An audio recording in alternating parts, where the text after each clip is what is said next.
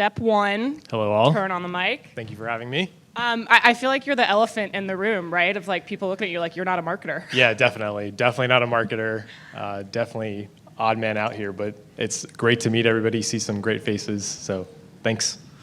Let's address the elephant in the room. We've said the word HCP a lot. Does that mean anything to you? I guess technically I'm an HCP. I've never been referred to as one, so that is definitely new content for me, so I'm going to take that back and start calling myself an HCP. Yeah. All right, so introduction, Shehzad. Let's give the people a little bit about your background and why you're here today. Sure. So I am an emergency medicine board-certified doc. I work an hour outside of Atlanta, where I currently live with my wife. I have 2 5-month-old twins, so that's the new and exciting thing in my life. I'm a triple Gator from the University of Florida. I did undergrad med school, got my MBA there as well a few years back. And so besides my role as an ER doc, I'm also Systems of Care Medical Director for Georgia Department of Health, so a different hat that I wear in a statewide role. Okay, so you've heard a lot about the patient experience being patient-centric, right? We've talked a little bit about, too, a patient's share of care. So let's set the stage. Where does the ER fit into a patient's overall share of care?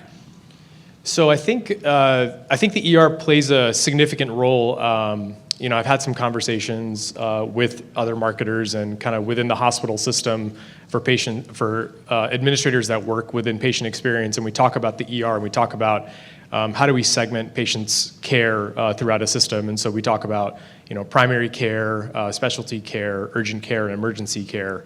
And I think that emergency care is a pretty big component because annual visits, according to the CDC, about 40 million visits a year, 70% of a system's inpatient census is from the ER. So we play a pretty significant role.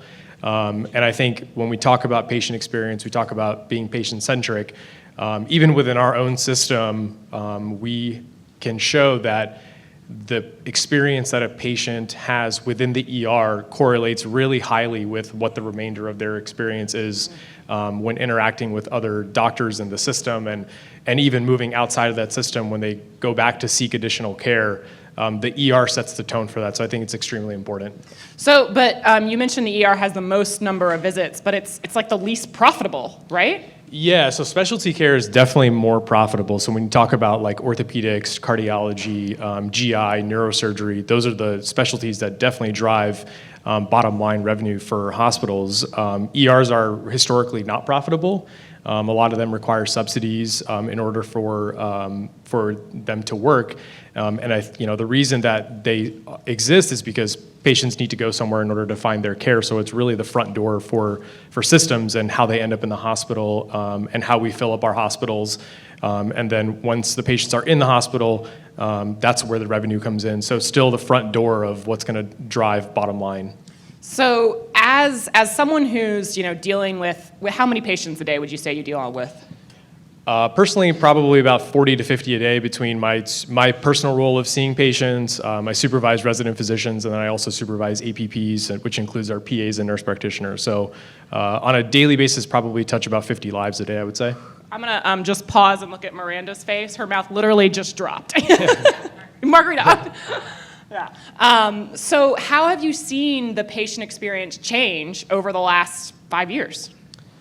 So I think the biggest change has been access to data. So there's been a recent push. I think many of you in this room are highly aware that patients want access to their own information. And previously, there was a flow of information where we got information as the healthcare providers, and then we would pass that along to the patients. That has kind of flipped now. So the EMRs and nationwide, there's been a push where patients have instant access to their data. So that's been the most challenging change for my personal practice, because when I'm taking care of 40 to 50 patients a day, I'm seeing my own patients, I'm supervising care.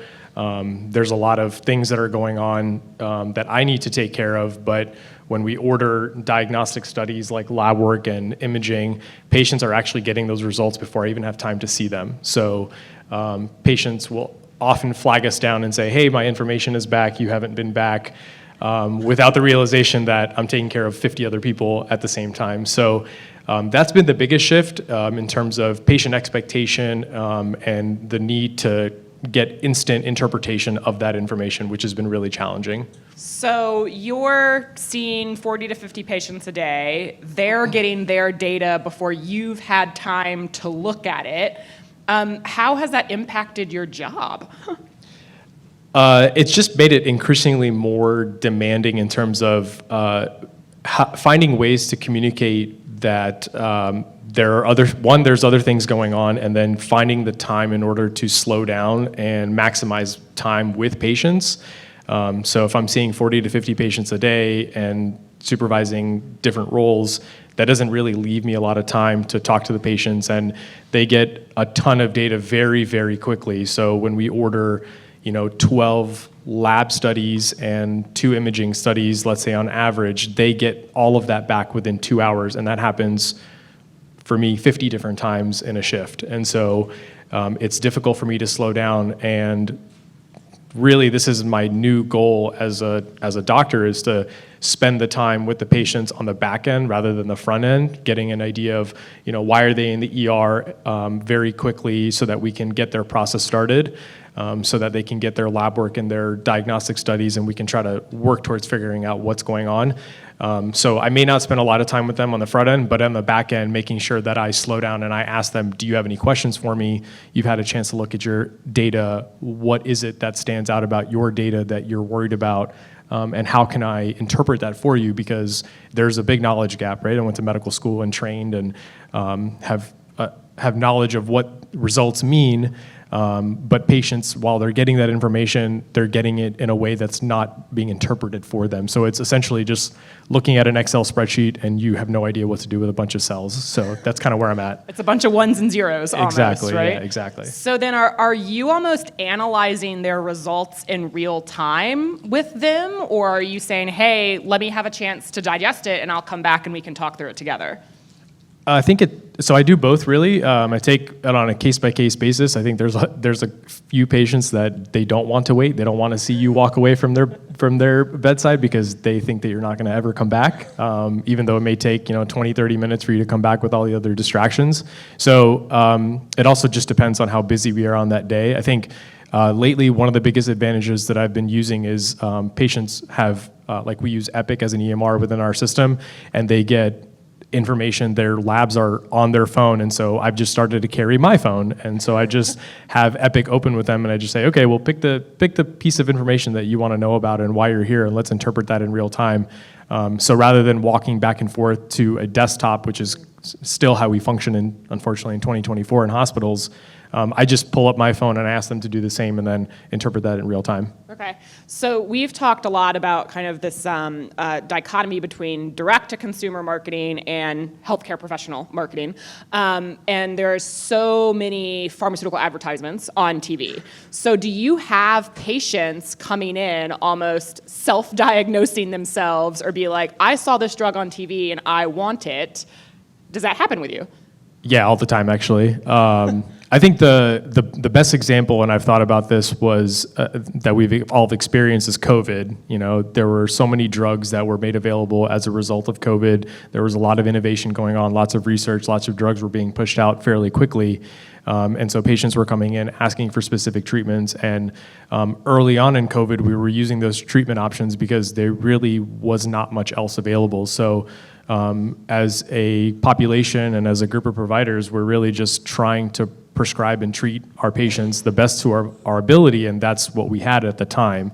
That still exists in some sense with medications, in particular to COVID, when patients still come in and they have COVID-like symptoms and they get diagnosed with it. It happens with antibiotics when they have viral symptoms, and so they're getting information online, and that's been another challenge of, they're essentially just Googling and searching in real time and really fact-checking and getting information. And now Google has this AI feature at the top of their results, so they're telling you, hey, this is what the first thing that's popping up. Is this true?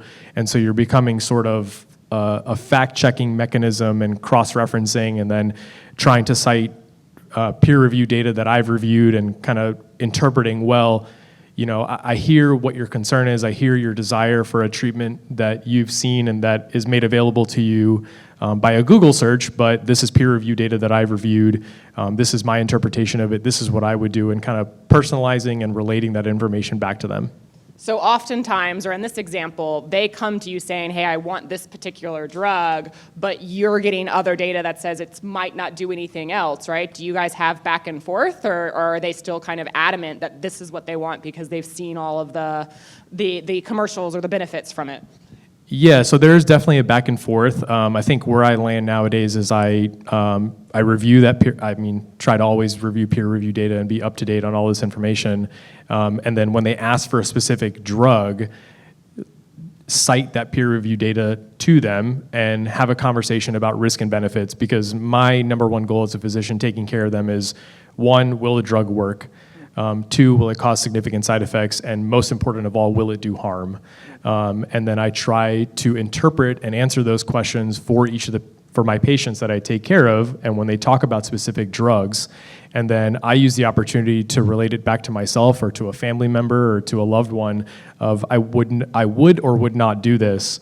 And now that I've given you this information and kind of my spiel of risk-benefit analysis that I do for every treatment option that exists for my patients, do you still want this treatment option even though that there has been no benefit shown in peer-reviewed data? And if you would still, for me to prescribe it to you, even though we've talked about a risk-benefit analysis and there may not be substantial data that supports it, I sometimes will prescribe it if there's no significant harm that was shown. So if there's no increase in morbidity or increase in mortality, and I outline that to my patients and they still want it, I will do it, but I won't recommend it. Yeah. So one core theme of kind of being patient-centric, or this new patient experience, is that consumers just want access to their health code data. And you've even talked about how they're getting their results back before you. Now, as a medical professional, like, do you believe that consumers should have access to their own medical data? Yes, absolutely, I do. On a personal note, I think I would like for it to be after I've had a chance to review it.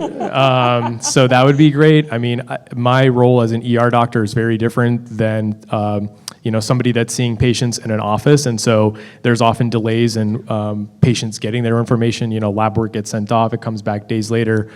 So that is quite different. But I think that instant access to data, while great, is very challenging when it's not interpreted. So when you give a bunch of data that's like an Excel spreadsheet of cells of information that's not interpreted, it's really dangerous because you don't know how to interpret it into a context. And so the responsibility of providers is to interpret data and apply it into a clinical setting of symptoms that a patient has or some ailment that they have. And so even though I think my version of that is much more accelerated, seeing patients within, their treatment course in the ER may take 4 to 6 hours. They get their lab results and imaging results in a couple of hours, and so they want that interpretation immediately. I think my colleagues that primarily focus in the outpatient also probably experience that because they have more messages and they have more patient communication and they want answers about their lab results that have come back. They don't have an appointment for 3 months. And so that exists on a different scale. So I think the opportunity to review that data, then give it back to the patients with a message or some contextual interpretation would be much more impactful. Yeah. So then, as you're looking at all of this data, right, what are the things that you look for specifically before you prescribe any drug to a patient?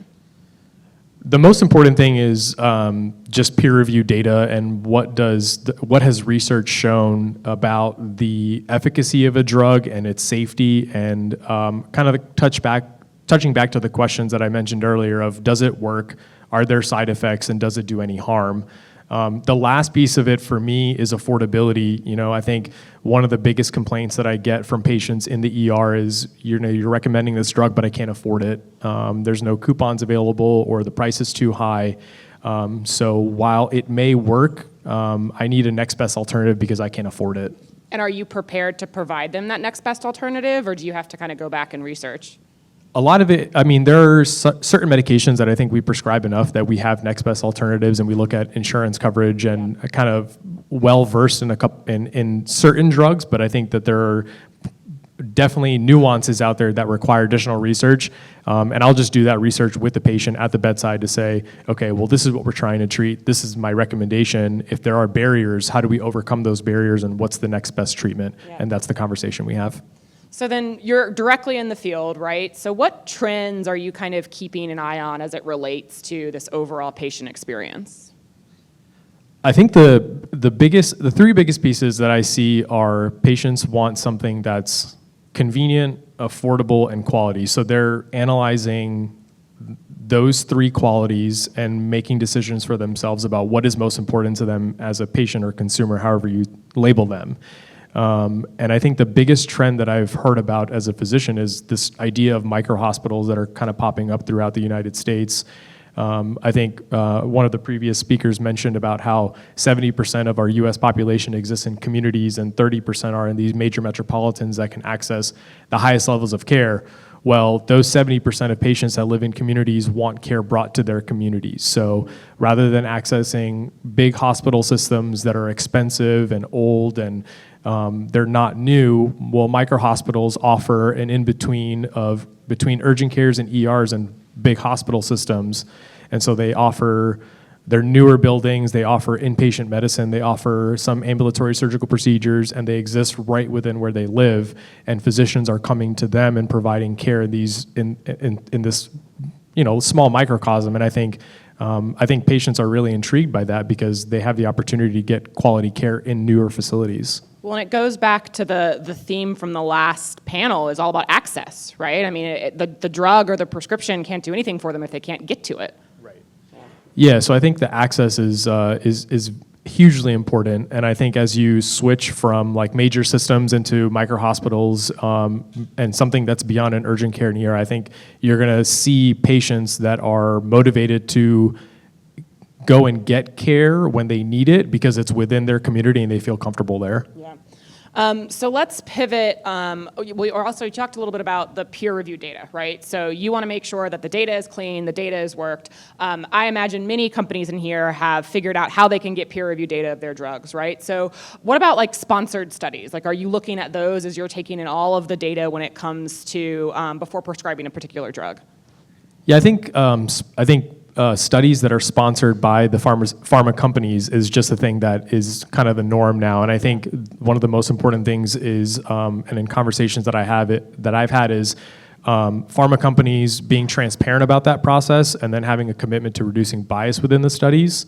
And so I think that's really important is if your company, as a doctor, if your company has sponsored a trial, I want to know that right off the bat. I don't want to know about that after you've given me an entire presentation.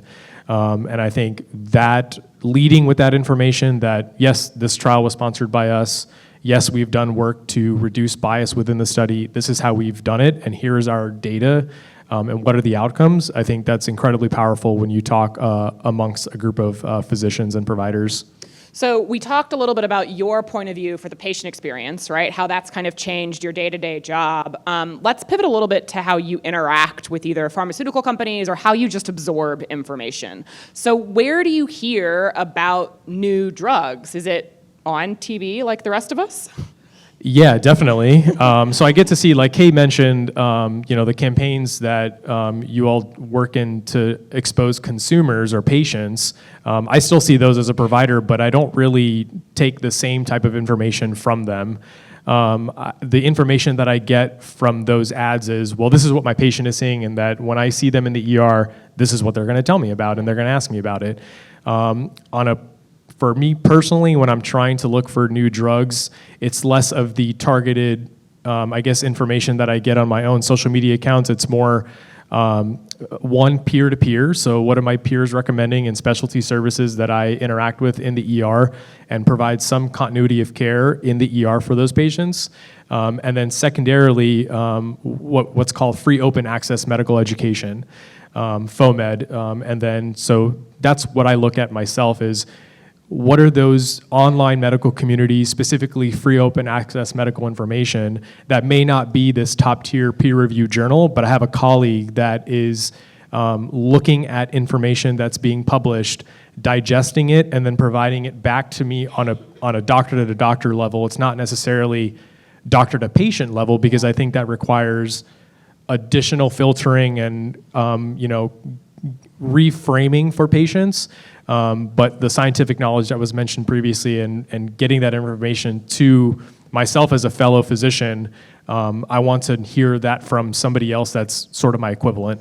So, treat doctors like consumers. That's kind of been a theme of how we're trying to engage with the healthcare community. And while you are a consumer of that content, when you're watching the Gator game and you see the AbbVie drug come on, right? Is it almost like your brain doesn't register that part of like your professional setting almost? You kind of like turn it off and on when necessary? Yeah, I think there's definitely a separation between like the professional side and the personal side. Again, I think the biggest thing that I take away from those ads that are made for patients, or anything that I see that I feel is targeted to patients, is what is the information that's being given to them, because eventually they're going to come back to me and ask me about those specific symptoms or side effects, and basically that stuff of what's in the ad itself. Yeah. But there is definitely a dichotomy of I'm at work, I have my professional brain on, or I'm at home and I have my professional brain on, versus I'm at home and I don't have my professional brain on. I'm just a normal person. I'm not being a physician. I'm just the dad watching a Gator game, and that's all I want to do. I don't want to think about work. So when I see information, I do sometimes ignore it in that standard type of way that I get ads now when I'm on Instagram or on Twitter or whatever it is, or X. But just scroll right past it. Yeah, exactly. Yeah. So you brought up Twitter. We talked about social media this morning. You brought up social media. What role does social media play for you in a professional setting? So I think there's the networking side, of course. I mean, I think platforms like LinkedIn and X, and there are opportunities to network within existing social media platforms. And I think the networking exists for physicians in terms of like community-based I guess, little communities on social media. So like on Facebook, there are Facebook groups for ER doctors, for cardiologists, and all these different groups. And Med Twitter is a big component of X that has been around for years, and that's where information gets disseminated. There's been an uptick in this community-based conversations on a platform like Reddit, which was not really a thing in the past. So being a physician, I'm looking for those communities that exist for getting information, for talking to colleagues in a way that I would not have access to because I work in one hospital system and have limited access to other providers. So more about networking with other physicians versus using it as a way to absorb information.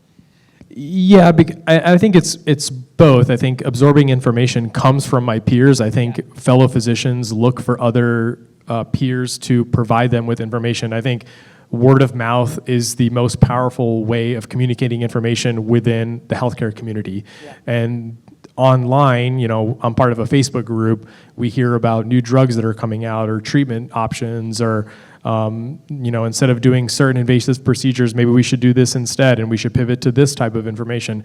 That happens all over the internet. That happens on Facebook groups, Med Twitter. It happens, on podcasts that are targeted to ER physicians and other specialties. So the dissemination of information, I think, is the most powerful piece of a social media community. Yeah. So one more question before we open it up to the crowd. What's the biggest takeaway that you want a bunch of pharma marketers to walk away with? I think the biggest, I would say, really targeting how your company is bridging the gap between patients and providers. So as an ER doctor, I'll share the biggest complaints that I get from patients about drugs are, one, affordability, and two, they don't know what the drug does, and they don't know why that they're taking it.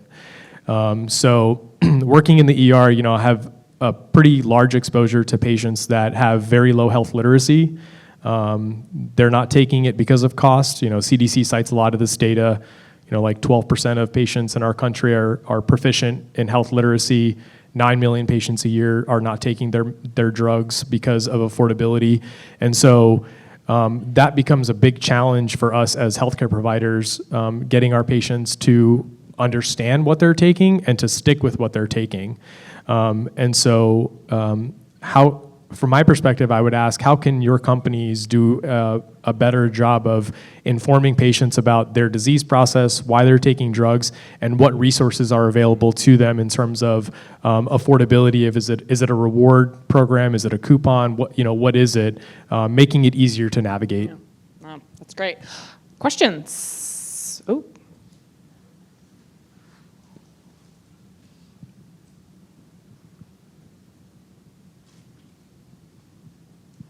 Thank you so much for sharing. I think we were all kind of blown away. Oh, Sue Manber, Publicist Health.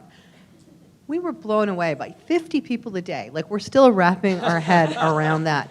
But what you just asked for was, what's most helpful for you? Is it real-time education while the patient is in the waiting room? Is it before they even get to you, or both? Like, what would be most valuable for you in that interaction?